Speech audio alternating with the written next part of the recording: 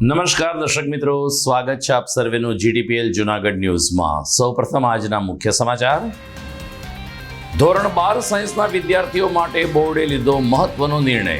હવે પૂરક પરીક્ષા એક કે બે વિષયની નહીં, પરંતુ તમામ વિષયોની આપશે વિદ્યાર્થી। આ વખતની ચૂંટણીનો માહોલ તંદુરસ્ત લોકશાહીનું ખૂન કરી રહ્યો છે। જૂના જનસંઘી અને પૂર્વ આરોગ્ય મંત્રી હેમાબેન આચાર્યએ ઠાલવી હૈયાવરાળ। કૃષિ યુનિવર્સિટીના સભાગૃહમાં શૈક્ષણિક કાર્યક્રમની સાથે પ્રાચીન સિક્કાઓનું પ્રદર્શન યોજાયું। હજુ કાલે પણ આખો દિવસ વિદ્યાર્થીને વાલીઓને અપાશે માર્ગદર્શન। અને ઉનાળાની કાળઝાળ બપોરે શ્રમિકો અને રાહદારીઓને ઠંડી છાશ મળી રહે તે માટે સત્યમ સેવા યુવક મંડળ દ્વારા કાળવા ચોકમાં શરૂ કરાયું છાશ કેન્દ્ર। આ તમામ સમાચાર આપણે વિગતવાર જોઈએ તે પહેલા લઈએ એક બ્રેક।